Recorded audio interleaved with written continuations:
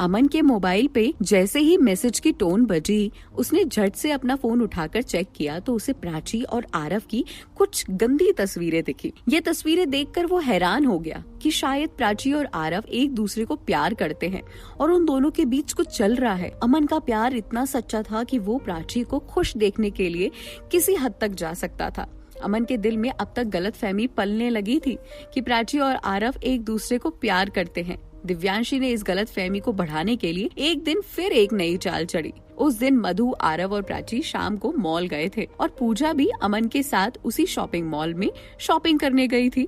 मधु अपनी शादी का लहंगा सिलेक्ट कर रही थी। उसी टाइम आरव आइसक्रीम लेकर आया तो प्राची के हाथों में मधु के लहंगे की डिजाइन की फोटो थी, इसीलिए आरव प्राची को अपने हाथों से आइसक्रीम खिलाने लगा। सामने से आ रहे अमन और पूजा ने जब ये नजारा देखा तो वो दोनों हैरान हो गए। तस्वीर देखकर अमन को शक तो था ही कि आरव और प्राची एक दूसरे से प्यार करते हैं, पर अब जब सच अपनी आंखों से देखा तो अमन को यकीन भी होने लगा। अमन इन दोनों को अलग करना नहीं चाहता था, लेकिन वो प्राची को किसी और के साथ देख भी नहीं सकता था, इसीलिए अमन गुस्से में वहाँ से चला गया। अरे अमन, मेरी बात तो सुनो, तुम वहाँ से ऐसे क्यों चले गए?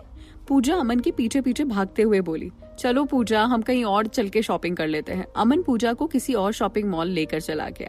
अमन ने आज अपनी आंखों से जो देखा था उस पर अमन को अब यकीन होने लगा था। उसे लगने लगा था कि शायद प्राची उसे सचमुच प्यार नहीं करती, इसीलिए तो इतनी मेहनत के बावजूद भी प्राची उसकी नहीं हो सकी। शॉपिंग कराने के बाद अमन पूजा को अपने घर लेकर गया तो उसकी फैमिली बहुत खुश हुई। अमन की माँ पूजा को अपने घर की बहू के रूप में स्वीकार करना चाहती थी, पर उनमें इतनी हिम्मत नहीं थी कि वो अमन से डायरेक्ट बात कर सके, इसीलिए उन्होंने अमन की दादी को फोर्स करके अमन से बात करने के लिए कहा। पूजा के वहाँ से जाते ही दादी ने अमन के पास जाकर कहा, अमन बेटा, तुमने मुझसे 3 महीने पहले कहा था कि तुम जल्द से जल्द उस लड़की को मना लोगे, तो क्या हुआ?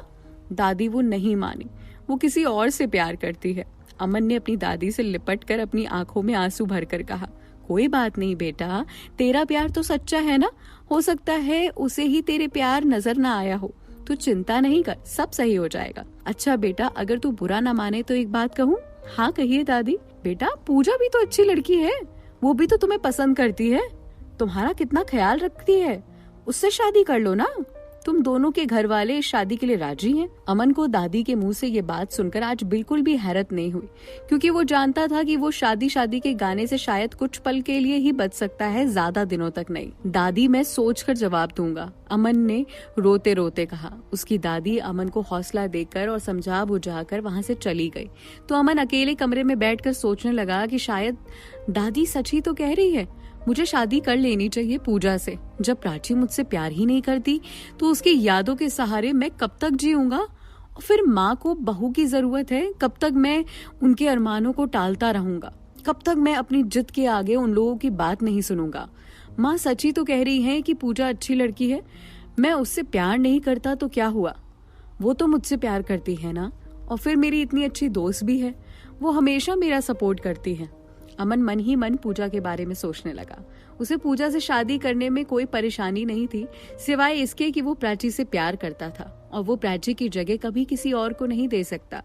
एक और जहां प्राची अपने प्यार का इजहार करने के लिए पूरी तरह तैयार हो रही थी, वहीं दूसरी तरफ प्राची के दूर होना किस्मत का फैसला मानकर अमन पूजा से शादी करने के बारे में सोच रहा था। किस्मत का ये अजीबो गरीब खेल क्या रंग लाता है इन दोनों की जिंदगी में, ये क्या नया मोड़ लेकर आता है, ये तो वक्त के साथ पता चलेगा। अमन ने घर वालों के काफी फोर्स करने पर पूजा से शादी के लिए हाँ बोल दिया, लेकिन वो खुद इस शादी से खुश नहीं था। वो ये सब केवल अपने परिवार को खुश करने के लिए कर रहा था, और सच में इस बात से अमन की फैमिली बहुत खुश थी कि फाइनली अमन शादी के लिए तैयार हो गया है। पूजा को भी जब ये बात पता चली तो वो भी खुश हो गई। वो अमन को पसंद करती थी और उसे अमन से शादी करने में कोई हर्ज नहीं था, लेकिन वो जानती थी कि अमन प्राची से शादी करना चाहता है और प्राची से ही प्यार करता है, इसीलिए उसने अमन से एक बार डायरेक्ट बात करना ज्यादा जरूरी समझा। उसने अमन को फोन करके रेस्टोरेंट में मिलने बुलाया। पूजा के बुलाने पर अमन उससे मिलने रेस्टोरेंट गया। पूजा साइड में टेबल पर बैठी अमन के आने का इंतजार कर रही थी। अमन जैसे ही वहाँ पहुंचा तो उसे देखकर पूजा खुश हो गई। क्या बात है, इतनी जल्दी क्यों बुलाया? अमन ने चेयर पर बैठते हुए कहा। कुछ नहीं, तुमने शादी के लिए हाँ कह दिया तो सोचा तुमसे एक बार बात कर लूं। हाँ, क्या बात है बताओ? अमन ने पूजा की तरफ प्यार से देखते हुए कहा। अमन, मैं जानती हूँ कि तुम प्राची से प्यार करते हो, फिर ऐसे में तुमने मुझसे शादी करने के लिए हाँ क्यों कहा? पूजा एक अलग ही लहजे में बोली। पूजा, मैं जानता हूँ कि मैं प्राची से प्यार करता हूँ, पर मेरी फैमिली तुम्हें पसंद करती है। वो चाहती है कि तुमसे मेरी शादी हो। और फिर तुमने तो अपनी आंखों से देखा है ना कि प्राची मुझसे नहीं आरव से प्यार करती है, तो उसकी यादों के सहारे मैं कब तक जी लूंगा? आज नहीं तो कल मुझे शादी करनी ही पड़ेगी। और फिर तुम जैसी अच्छी लड़की बार बार कहाँ मिलेगी? अमन ने बात को पलटकर मजाक करते हुए कहा, देखो अमन, मैं नहीं चाहती कि शादी से पहले या शादी के बाद हम दोनों के मन में किसी भी चीज को लेकर कोई भी पछतावा हो, इसीलिए मैं साफ साफ बात करना चाहती थी। देखो, मुझे इस शादी से कोई प्रॉब्लम नहीं है, पर क्या तुम मुझे अपनी पत्नी के रूप में स्वीकार कर पाओगे? एक बार तुम फिर सोच लो। अमन, कहीं तुम कुछ गलत नहीं, मैं कुछ गलत नहीं कर रहा हूँ, जो हो रहा है बिल्कुल सही हो रहा है। अमन ने पूजा की बात को काटते हुए जवाब दिया। अब आगे क्या होता है? अमन अगर पूजा से शादी कर लेगा तो प्राची और अमन की कहानी कहीं अधूरी तो नहीं रह जाएगी?